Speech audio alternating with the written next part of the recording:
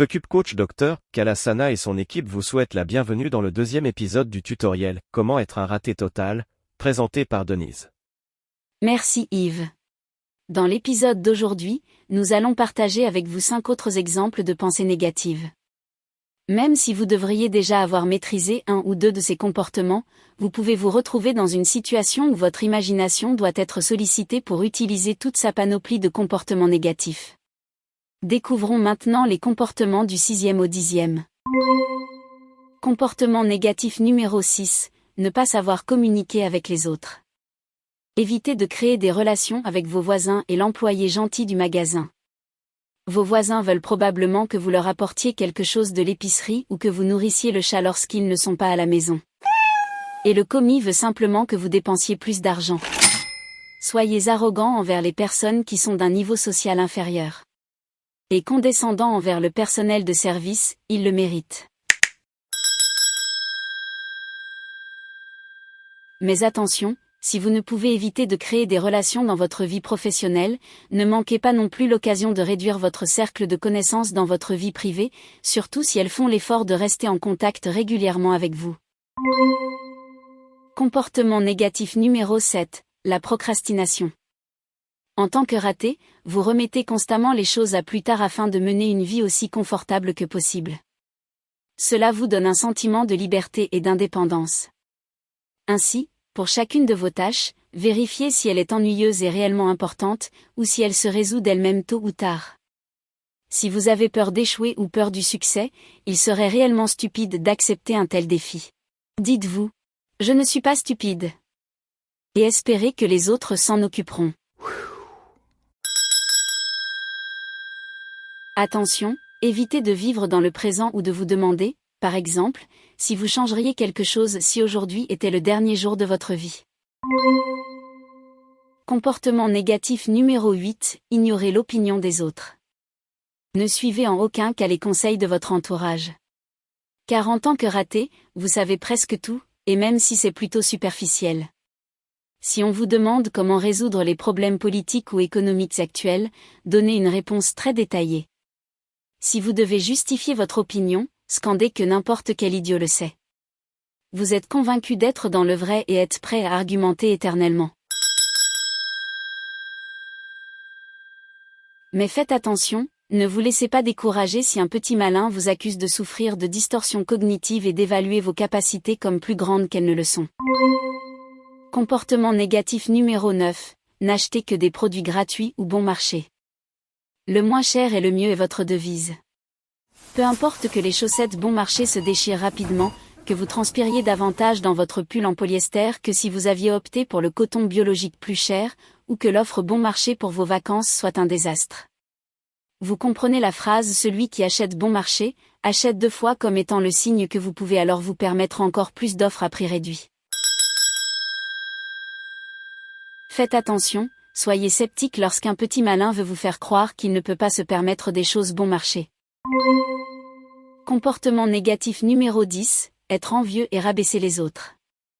En tant qu'incapable, vous êtes généralement envieux et essayez de trouver les vraies raisons du succès des autres pour expliquer votre propre malaise.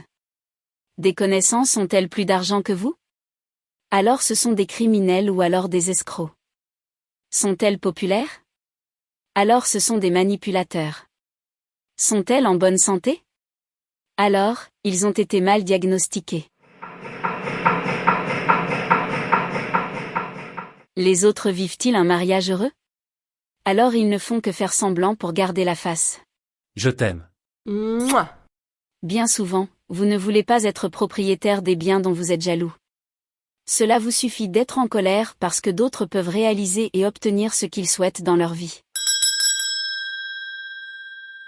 Mais attention, si quelqu'un vous dit que votre jalousie c'est simplement l'incapacité d'être satisfait de votre propre vie, rétorquez que ce n'est pas non plus votre objectif. Dans les 2 premiers épisodes, nous vous avons présenté les 10 comportements négatifs les plus courants. En outre, il en existe plusieurs autres que vous apprendrez à connaître au cours de cet exercice afin de pouvoir les intégrer dans votre vie quotidienne. Encore une fois, il ne vous aura pas échappé que certaines de ces attitudes se contredisent. C'est vrai, et c'est tout à fait volontaire car cela vous permet d'être plus flexible avec vos prétextes. La négativité étant contagieuse, votre humeur et votre vision pessimiste de la vie peuvent également gâcher l'humeur des autres et les éloigner de vous, ce qui est entièrement favorable à votre intérêt. Continuez donc à faire un drame de chaque verre ou assiette cassée, et à peine quelques heures plus tard, il y aura une nouvelle occasion de vous énerver pour la moindre petite chose. Continuez à faire des montagnes pour un rien et à vous mettre en colère contre le seul nuage dans le ciel bleu vif. Parce que c'est la seule façon de trouver des solutions qui correspondent à votre état d'esprit négatif lorsque vous pensez à un problème qui renforce le fait que vous êtes complètement inutile. C'est ainsi que vous pouvez rester dans la boucle négative sans fin que vous avez créée dans votre esprit. Et vous avez toutes les raisons de l'être car vous vous inquiétez constamment de la façon dont les autres vous voient. Lorsque les autres vous dévalorisent, vous vous inquiétez. Ce que vous pensez et ce que vous ressentez dépend de l'opinion et de l'humeur des autres. Cela vous donne un sentiment d'insécurité et de besoin.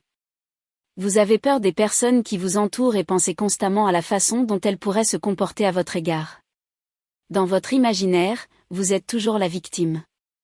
Par conséquent, vous vous protégez et évitez tout risque. Après tout, vous avez suffisamment de problèmes dans votre vie et avez déjà affronté de nombreux problèmes dans votre passé. Enfin, torturez-vous avec ces credos.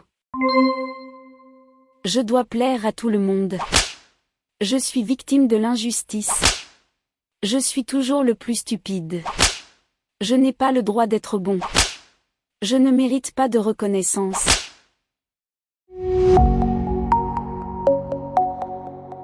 Vous avez écouté le deuxième épisode du tutoriel « Comment devenir un raté total ». Dans le prochain épisode, vous apprendrez à quel point il est important de s'accrocher au passé. Écoutez la version sans publicité sur Apple Podcast dès aujourd'hui. Visitez le site web fucube.coach pour en savoir plus sur le Dr Kalasana et son équipe. Et pour nous faire savoir si vous aimez ce tutoriel et ce qui pourrait être amélioré, nous attendons vos commentaires sur votre plateforme de podcast préférée. Merci.